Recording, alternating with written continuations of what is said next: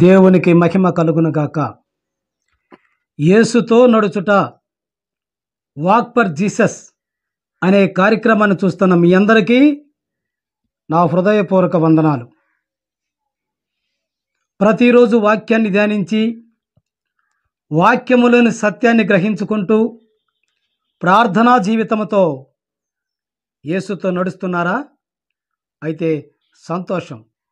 ప్రియ దేవుని బిడ్డలారా, ఈరోజు మన వాక్యము ఎఫెసీయులకు రాసిన పత్రిక 4వ అధ్యాయము 24వ వచనము. నీతియు యథార్థమైన భక్తియు గలవారై దేవుని పోలికగా సృష్టించబడిన నవీన స్వభావమును ధరించుకొనవలెను. దేవునికి మహిమ కలుగునుగాక. ప్రియ దేవుని బిడ్డలారా, నవీన స్వభావాన్ని ధరించుకోవాలి అంటే ప్రభు అయిన యేసు క్రీస్తులో రక్షణ పొందిన మనమందరం కూడా నవీన స్వభావాన్ని ధరించుకొని నూతనమైన జీవితాన్ని మనము గడుపులాగుండాలి. ప్రభు అయిన యేసు క్రీస్తు నీతిమంతునిగా, యథార్థవంతునిగా ఈ భూలోకంలో 33.5 సంవత్సరములు సువార్తను ప్రకటించి ఏ డాగు మచ్చ లేకుండా యథార్థవంతుడిగా జీవించిన ప్రభు అయిన క్రీస్తుకు మనము మాదిరికరంగా నవీన స్వభావంగా బ్రతకాలి. ప్రియ దేవుని బిడ్డలారా, నీవు ఎలా బ్రతుకుతున్నావు? లోకానికి అనుగుణంగా బ్రతుకుతున్నావా? ఈ లోకంలో ఆచారాన్ని పాటిస్తూ లోకములో ఉన్న ప్రతిదీ ఆస్వాదించి లోకానికి అనుగుణంగా బ్రతుకుతున్నావా?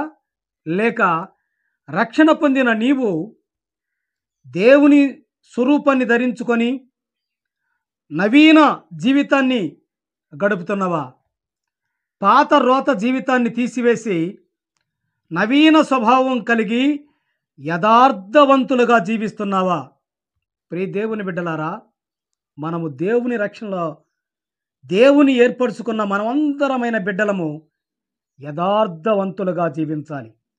ఎలాగైతే యేసుక్రీస్తు 33.5 సంవత్సరములు యథార్థత కలిగి సువార్తను ప్రకటించాడో అలాగే మన బ్రతుకు దినములన్నీ కూడా యథార్థవంతులుగా జీవించాలి. అలాగు జీవించుటకు మనము ఆయన ఆజ్ఞను గైకొనాలి. ఆజ్ఞను గైకొని ఆజ్ఞ ప్రకారంగా నడుచుకుంటూ ఉండాలి. యేసుక్రీస్తులో తన రక్తముతో మన పాపాల్ని కడిగివేసి నూతన జీవితాన్ని ఇచ్చిన మనము మరలా పాత జీవితానికి పోకుండా నూతన జీవితంలోనే మనం గడపాలి. యేసుక్రీస్తులో నవీన జీవితాన్ని మనం గడిపినట్లయితే మన కుటుంబాలు ఆశీర్వదించబడతాయి, మన బిడ్డలు ఆశీర్వదించబడతారు, అలాగే మన కుటుంబాలు కూడా ఆశీర్వదించబడతాయి. ప్రియ దేవుని బిడ్డలారా, నవీన స్వభావము 2024 సంవత్సరం అంతా మనల్ని కాచి కాపాడిన ప్రభు అయిన క్రీస్తుకు మనము కృతజ్ఞతాస్తుతులు తెలియపరచాలి. ఎందుకంటే 25వ సంవత్సరంలో మనకి జీవ కిరీటాన్ని ధరింపజేస్తున్నాడు కనుక ఆ జీవ కిరీటాన్ని ధరింపజేసుకోవాలంటే మనము ఆయనకు మాదిరికరంగా బ్రతకాలి.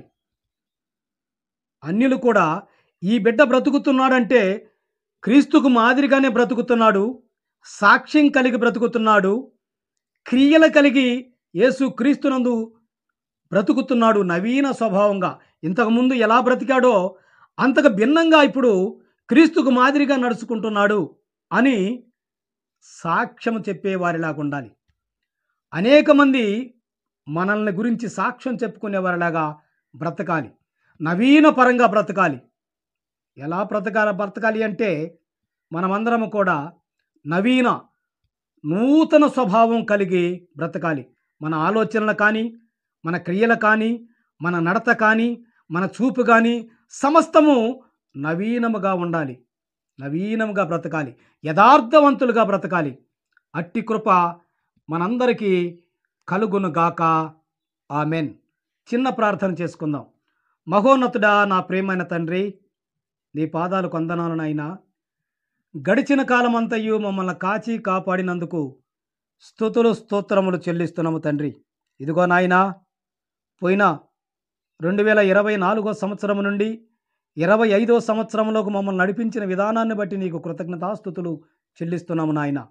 ఇదిగో నా తండ్రి, నవీన స్వభావాన్ని ధరించుకొన మేమందరము కూడా నా తండ్రి యథార్థవంతులుగా జీవించుటకు నీ కృపను దయచే నా తండ్రి. నీతిగా బ్రతుకుటకు నీ కృపను దయచే నా తండ్రి. యథార్థవంతులుగా జీవించుటకు మా హృదయాన్ని ఆయతపరచు నా తండ్రి. వివేకం కలిగి జీవించుటకు నీ కృపను దయచే నాయన. ఇదిగో నాయన, నవీన స్వభావము యథార్థత కలిగి జీవించుటకు నీ కృప కాపుదల మెండుగా నింపున తండ్రి. అట్టి కృప మా అందరికీ కలుగునుగాక. ప్రభువైన యేసు క్రీస్తు నామమున అడిగి వేడుకుంటున్నాము తండ్రి. ఆమెన్. మంచిదండి. ప్రభువు చిత్తమైతే మరలా కలుసుకుందాం. అంతవరకు సెలవు. మీ సువర్ణ బాబు.